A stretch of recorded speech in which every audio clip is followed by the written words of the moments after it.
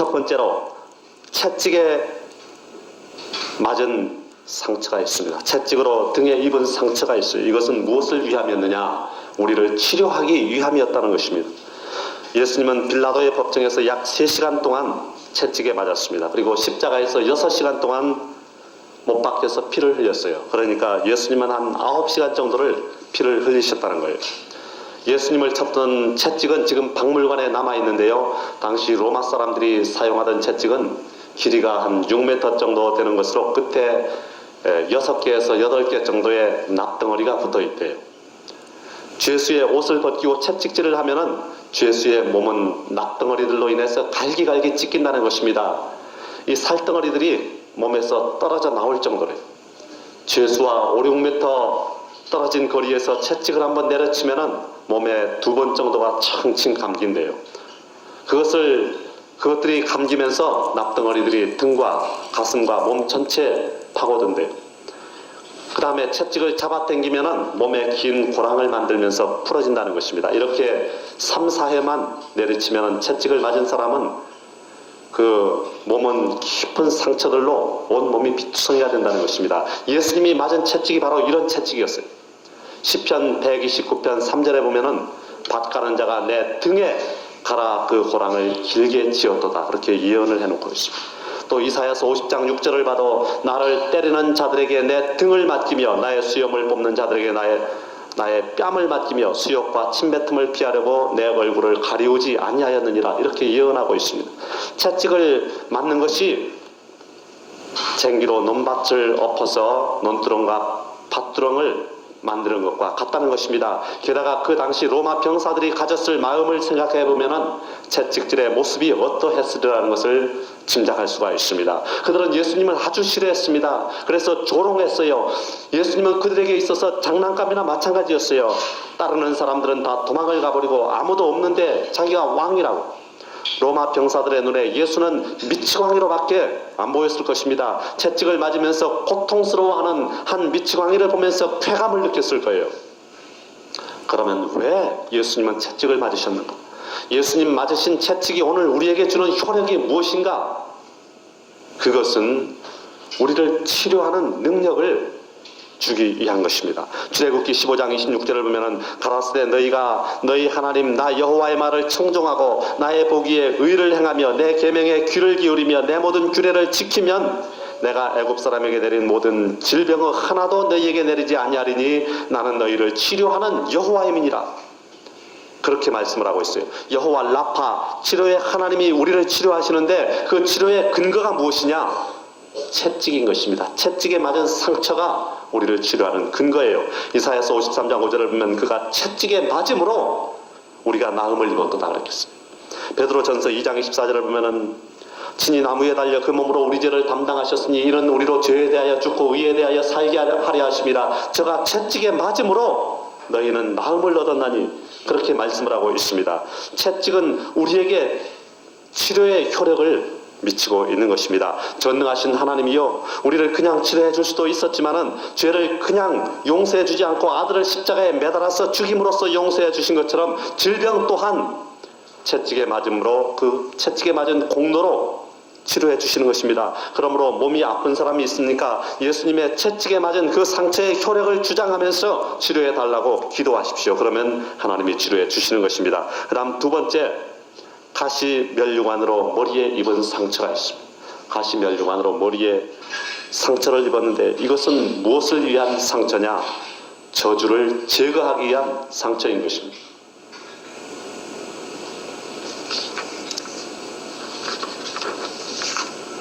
유대 땅에는 25종류나 되는 가시나무가 있다고 그래요. 이것은 저주받은 땅이 낸 것입니다. 왜 땅이 저주를 받았느냐? 창세기 3장 17절에서 18절을 보니까요, 하나님이 범죄한 아담에게 말씀합니다. 내가 내 아내의 말을 듣고 내가 너더러 먹지 말라 한 나무 실과를 먹었은즉 땅은 너로 인하여 저주를 받고 너는 종신토록 수고하여 그 소산을 먹으리라. 땅이 내게 가시덤불과 엉겅퀴를 낼 것이라. 우리 죄로 인해서 저주받은 땅에서 자라난 가시로 인해 예수님은 두 번째 상처를 입은 것입니다. 유대의 가시는 우리가 흔히 알고 있는 그런 종류의 가시가 아니에요. 가시 면류관을 만들기 위해서는 쇠로 된 튼튼한 장갑을 껴야 할 만큼 굵고 거센 가시였어요. 이런 가시를 대충대충 엮어서 왕관을 만들어서 예수님 머리에 팍 눌러서 씌워놨으니 얼마나 아팠겠습니까? 얼마나 피를 많이 흘렸겠습니까? 많은 피를 흘린 예수님의 몸은 온통 붉게 물들었을 것입니다. 또 채찍을 맞아서 온 몸은 갈기갈기 찢겼죠. 그리고 상체는 머리에서 떨어지는 피로 가득했을 것입니다. 그리고 흐르던 피가 응고돼서 눈을 뜰 수도 없었을 것입니다. 예수님이 이렇게 가시를 받은 이유가 무엇이냐, 무엇을 위해서 그렇게 했느냐는 것입니다. 그것은 아담의 범죄로 인해서 인류에게 들어온 저주를 제거하기 위해서 그런 것입니다. 예수님이 쓰신 가시는 온 인류를 덮고 있던 저주를 제거하는 의미가 있는 것입니다. 그러므로 우리가 이 시간 가시관 쓰신 예수를 믿음으로 받아들일 때 저주가 물러가는 역사가 나타나는 것입니다. 갈라디아서 3장 13절에서 14절을 보면은요, 그리스도께서 우리를 위하여 저주를 받은 바 되사 율법의 저주에서 우리를 속량하셨으니 기록된 바 나무에 달린 자마다 저주 아래 있는 자라 했습니다. 이는 그리스도 예수 안에서 아브라함의 복이 이방인에게 미치게 하고 또 우리로 하여금 믿음으로 말미암아 성령의 약속을 받게 하려 하십니다. 예수님께서 저주를 당하신 것은 우리에게 축복을 가져다 주기 위한 것입니다. 이 시간 모두 다 예수님이 쓰신 가시 면류관의 효력을 주장하며 저주를 내쫓고 하나님이 예비해 두신 축복 속에 살게 되시기 바랍니다. 세 번째로 십자가로 받은 죽음의 상처가 있어요. 이것은 무엇을 위한 것이냐? 우리의 죽음을 제거하기 위한 것입니다. 예수님은 이제 자신이 지고 죽을 십자가를 지고 골고다 산정으로 올라갔습니다. 그래서 6시간 동안 십자가에 매달렸어요. 로마 사형법을 연구해 보면은 사형수를 십자가에 못 박을 때 이 손바닥이나 발등에다 못 박지 않았다고 그래요. 그럼 어디에 못 박았느냐? 손목과 발목에다가 박았다는 것입니다. 이 손바닥에다가 박게 되면은 몸무게를 이기지 못해서 손이 찢어지고 몸은 바닥으로 떨어진대요. 그렇기 때문에 손바닥이 아니고 양 손목과 발목에다 박는다는 것입니다. 이런 상태에서도 죄수는 쉽게 죽지 않는데요. 몸의 무게가 한쪽으로 쏠리면 그쪽 살이 찢어지고, 그래서 반대쪽으로 몸을 추스리면 또 그쪽 살이 찢어진다는 것입니다. 예수님은 이런 끊이지 않는 아픔 속에서 6시간 동안 십자가에 달린 것입니다. 무엇을 위해서 그랬느냐? 무엇을 위해 그렇게 고통을 당하셨느냐? 우리를 사망과 지옥에서 건져주시기 위해서 그랬다는 것입니다. 예수님이 채찍에 맞음으로 우리가 영적, 육적 질병에서 치료를 받는 것처럼, 또 예수님이 가시를 받음으로 우리가 저주에서 노연하게 되는 것처럼, 예수님이 십자가에 죽으심으로 우리는 사망과 지옥에서 건짐을 받게 되는 것입니다. 고린도전서 1장 18절을 보니까요, 십자가의 도가 멸망하는 자들에게는 미련한 것이요 구원을 얻는 우리에게는 하나님의 능력이라 그랬어요. 뿐만 아니라 십자가로 입은 상처는 하나님과 화목하게 만드는 효력이 있어요. 골로새서 1장 20절에서 22절을 보면은요, 그의 십자가의 피로 화평을 이루사 만물 곧 땅에 있는 것들이나 하늘에 있는 것들을 그로 말미암아 자기와 화목해 되기를 기뻐하심이라.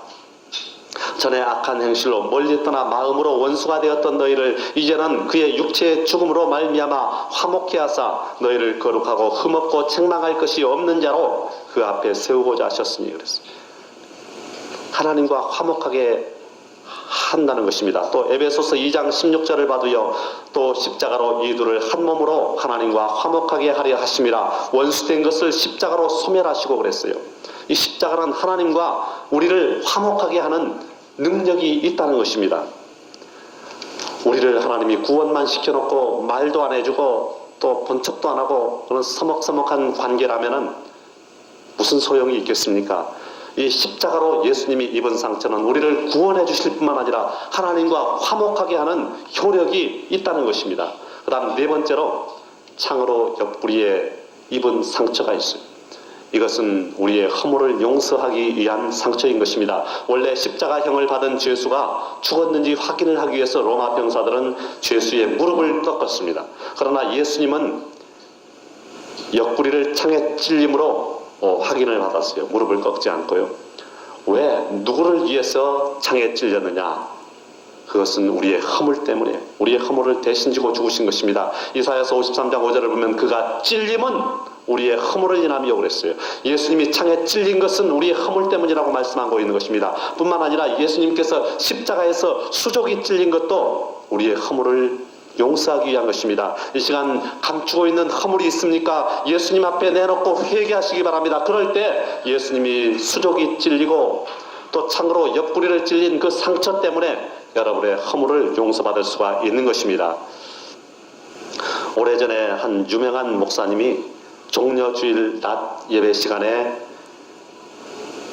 이렇게 광고를 했다고 해요. 오늘 저녁 예배 때는 예수님의 십자가에 대해서 특별한 설교를 하려고 합니다. 그러니 십자가에 대해서 미리 깊이 묵상을 하고 오시기 바랍니다. 그랬대요. 저녁 예배 시간이 되니까 많은 사람이 은혜를 사모하면서 교회로 모였어요. 목사님은 촛불을 켜들고는 아무 말 없이 십자가에 못 박히신 예수님의 그림 앞으로 다가갔답니다.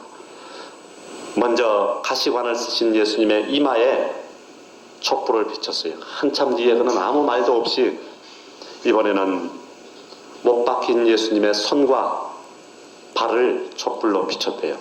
그리고는 마지막으로 창에 찔려 피를 흘리고 계시는 예수님의 옆구리로 촛불을 옮겼어요. 그것이 그의 설교의 전부였다고 합니다. 한마디 말도 하지 않았습니다. 그런데도 곳곳에서 성도들이 예수님의 사랑에 감격해서 하염없는 눈물을 흘리고 흐느끼는 소리가 났다는 것입니다. 예수님이 채찍을 맞음으로 우리가 영적, 육적 질병에서 치료를 받았습니다. 예수님이 가시를 받음으로 우리는 저주에서 노연하게 됐습니다. 예수님이 십자가에 죽으심으로 우리는 사망과 지옥에서 건짐을 받았습니다. 예수님이 옆구리를 창에 찔림으로 우리는 허물을 용서받은 것입니다.